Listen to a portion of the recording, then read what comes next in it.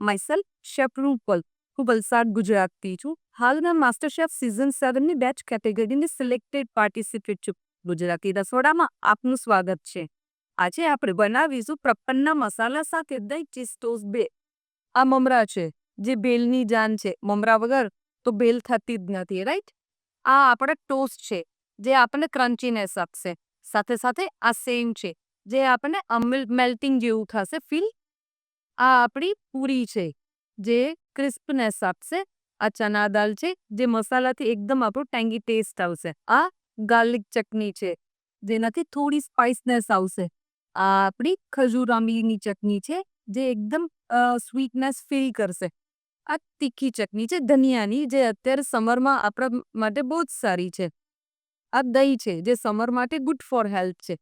ધનિયા છે, પટેટો અને મમરા, સેવ, આ બધું કાંદા ટમેટા સાથે નાખી અને આપણે સૂકી ભેલ જે રીતે બનાવે એ બધા ઇન્ગ્રીડિયન્ટ્સ તો એમાં આલુ આપણી જાન છે.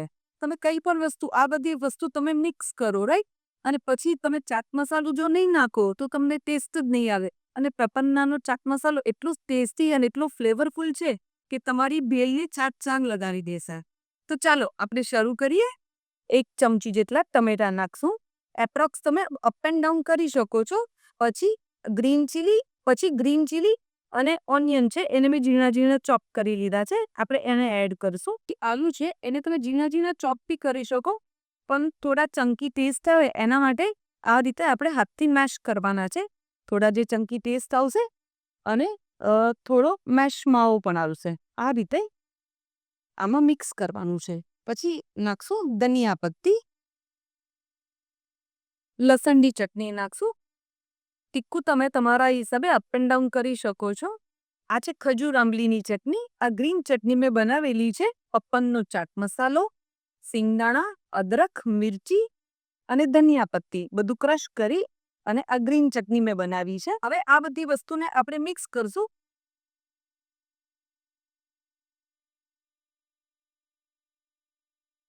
આ બધા આપણા વેટ ઇન્ગ્રીડિયન્ટ્સ હતા. હવે આપણે બધા ડ્રાય ઇન્ગ્રીડિયન્ટ્સને મિક્સ કરશું.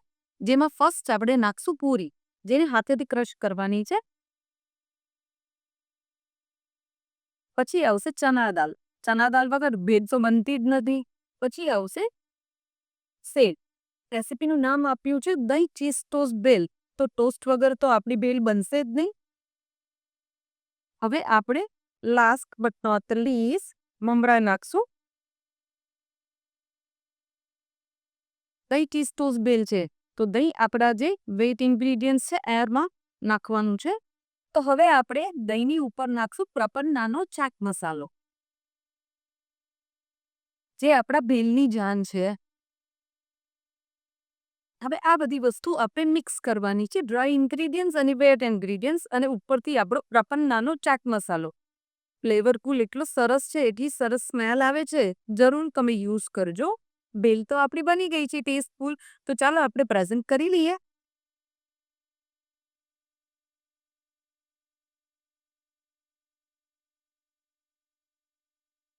હવે આપણે એની ઉપર લેમન સ્ક્વીઝ કરશું.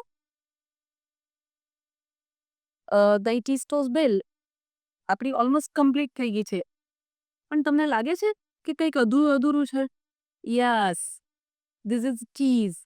આપણે અમૂલનું ચીઝ યુઝ કરીએ છીએ જે મારું મોસ્ટ ફેવરેટ છે. લોડેડ ચીઝ, અસ્પટ, સેવ, ધનિયા પત્તી. તો હવે આપણી આ દહીં ચીઝ ટોસ્ટ ભેલ રેડી છે. ચાલો આપણે ટેસ્ટ કરીએ.